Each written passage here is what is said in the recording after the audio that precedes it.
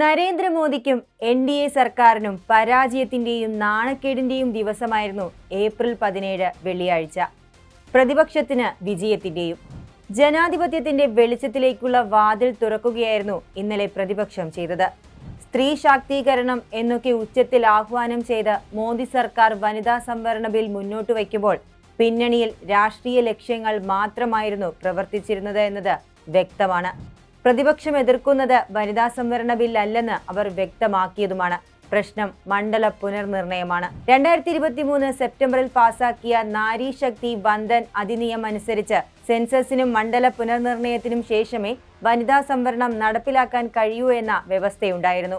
എന്നാൽ 2024 ലോക്സഭാ തെരഞ്ഞെടുപ്പ് മുതൽ തന്നെ ഇത് നടപ്പിലാക്കണമെന്ന് പ്രതിപക്ഷം ആവശ്യപ്പെട്ടെങ്കിലും അന്ന് സർക്കാർ അത് തള്ളുകയായിരുന്നു. ഇപ്പോൾ 2029 മുതൽ വനിതാ സംവരണം നടപ്പിലാക്കാൻ ഭേദഗതി കൊണ്ടുവരുന്നതിന്റെ പിന്നിലെ ധൃതിയെ പ്രതിപക്ഷം ചോദ്യം ചെയ്തു.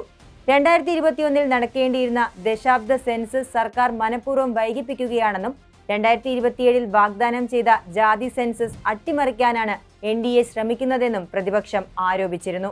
ഈ ബിൽ പരാജയപ്പെടാനുള്ളതാണെന്ന് ബിൽ പരാജയപ്പെടുന്നതിന് മുൻപ് തന്നെ രാഹുൽ ഗാന്ധി ലോക്സഭയിൽ പറയുകയും ചെയ്തു.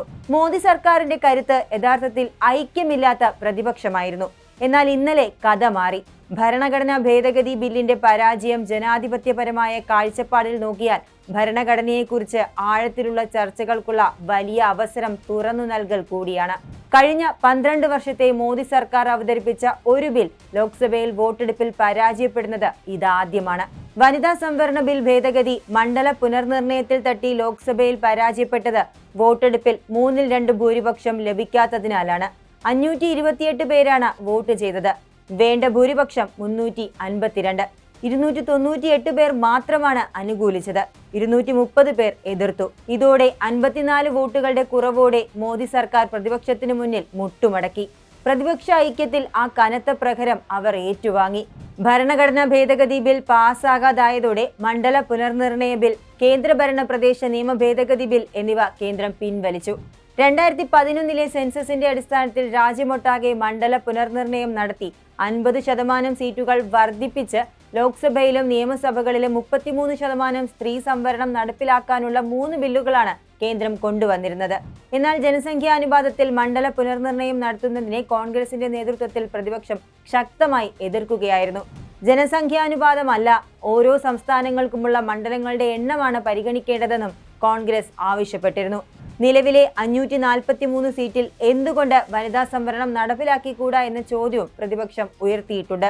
കേന്ദ്ര സർക്കാർ കൊണ്ടുവന്ന 131 ഭരണഘടനാ ഭേദഗതി ബിൽ ലോക്സഭയിൽ പരാജയപ്പെട്ടത് കേവലം ഒരു സാങ്കേതിക തിരിച്ചടിയായല്ല, മറിച്ച് നരേന്ദ്രമോദി സർക്കാരിന്റെ രാഷ്ട്രീയ തന്ത്രങ്ങൾക്കേറ്റ കനത്ത പ്രഹരമായി തന്നെയാണ് രാഷ്ട്രീയ നിരീക്ഷകർ വിലയിരുത്തുന്നത്. കഴിഞ്ഞ 12 വർഷമായി സഭയിൽ സർക്കാരിനുണ്ടായിരുന്ന ആധിപത്യം തകരുന്ന കാഴ്ചയ്ക്കാണ് വെള്ളിയാഴ്ച പാർലമെന്റ് സാക്ഷ്യം വഹിച്ചതും. ഭരണഘടനാ സ്ഥാപനങ്ങളെ ദുർബലപ്പെടുത്തി എക്സിക്യൂട്ടീവ് അധികാരം ഉറപ്പിക്കുക എന്ന BJPയുടെ സ്ഥിരം ഭരണതന്ത്രത്തിന്റെ ഭാഗമായിരുന്നു ഈ ബില്ലും. എന്നാൽ അവരുടെ കണക്കുകൂട്ടലുകൾ പ്രതിപക്ഷം തെറ്റിച്ചു.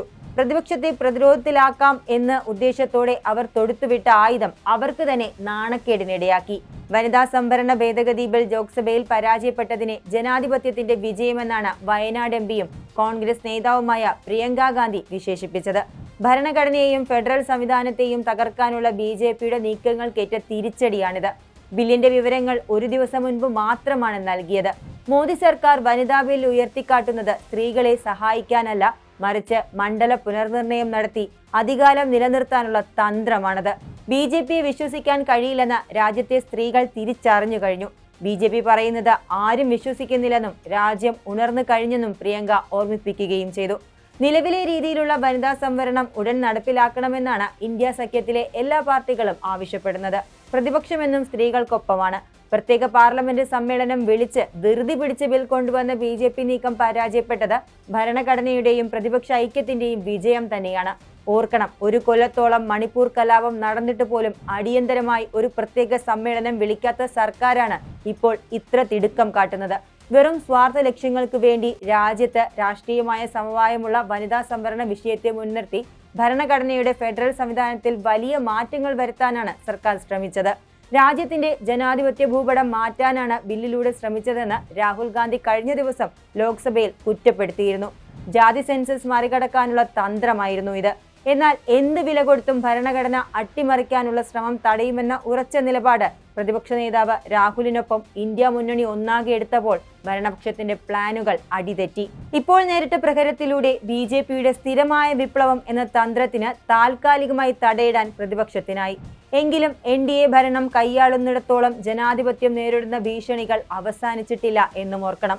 ഭരണഘടനാപരമായ ചർച്ചകൾ കേവലം രാഷ്ട്രീയ അവസരവാദത്തിനപ്പുറം സത്യസന്ധവും സുതാര്യവുമാകേണ്ടതുണ്ടെന്ന് ഈ സംഭവം നമ്മളെ ഓർമ്മിപ്പിക്കുന്നുണ്ട്. വരും ദിവസങ്ങളിൽ ഈ വിഷയത്തിൽ കൂടുതൽ സമവായ ചർച്ചകൾക്ക് സർക്കാർ തയ്യാറാകുമോ അതോ രാഷ്ട്രീയ പോരാട്ടം തുടരുമോ എന്നാണ് രാജ്യം ഇപ്പോൾ ഉറ്റുനോക്കുന്നത്. സ്ത്രീ ശാക്തീകരണം എന്ന ആശയത്തെ രാഷ്ട്രീയമായി ആയുധമാക്കുകയും അതിലൂടെ ധാർമ്മികമായ മേൽക്കൈ നേടുകയുമാണ് പ്രധാനമന്ത്രി നരേന്ദ്രമോദി ഇതുവരെ ചെയ്തു വന്നത്. എന്നാൽ ബിൽ പരാജയപ്പെട്ടതോടെ ഈ വിഷയത്തെ ജനങ്ങൾക്കിടയിൽ വൈകാരികമായി ഉപയോഗിക്കാൻ BJP ഇനി ശ്രമിക്കും. പ്രതിപക്ഷം വനിതാ വിരുദ്ധമാണെന്ന പ്രചാരണം ഇതിനോടകം തന്നെ ഭരണപക്ഷം ആരംഭിച്ചു കഴിഞ്ഞിട്ടുണ്ട്. അപ്രതീക്ഷിത തീരുമാനങ്ങളിലൂടെ ജനങ്ങളെ അണിനിരത്തുന്ന BJP തന്ത്രത്തിനു മുന്നിൽ വസ്തുതകൾ നിരത്തി പ്രതിരോധം തീർക്കുക എന്നത് പ്രതിപക്ഷത്തിന് മുന്നിലുള്ള വലിയ വെല്ലുവിളിയാണ്. എന്നാൽ ഒറ്റക്കെട്ടായി ഇന്ത്യൻ ജനാധിപത്യത്തെ സംരക്ഷിക്കാൻ ഉറച്ച് പ്രതിപക്ഷം നിൽക്കുമ്പോൾ കപട ദേശീയത കൊണ്ട് പ്രതിരോധിക്കാൻ മോദിയും കൂട്ടരും ചെറുതല്ലാതെ വിയർക്കും. അധികാരമുണ്ടെന്ന അഹന്തയിൽ ഏകാധിപത്യപരമായി എന്തും നടപ്പിലാക്കാമെന്നുള്ള മോദി സർക്കാരിന്റെ കുടിലബുദ്ധി അമ്പേ തോറ്റുപോയപ്പോൾ അടുത്ത കുടില തന്ത്രങ്ങൾ അവർ അണിയറയിൽ ഒരുക്കുമെന്ന കാര്യം ഉറപ്പാണ്. അതിനെ പ്രതിരോധിക്കാനും ജനാധിപത്യം സംരക്ഷിക്കാനും പ്രതിപക്ഷവും അപ്പുറത്തുണ്ടാകും. കൂടുതൽ വാർത്തകൾക്കും വിശേഷങ്ങൾക്കും ഞങ്ങളുടെ channel like, share and subscribe ചെയ്യുക. കൂടാതെ സബ്സ്ക്രൈബ് ബട്ടണിലെ ബെൽ ഐക്കൺ ഇനേബിൾ ചെയ്യാനും മറക്കരുത്.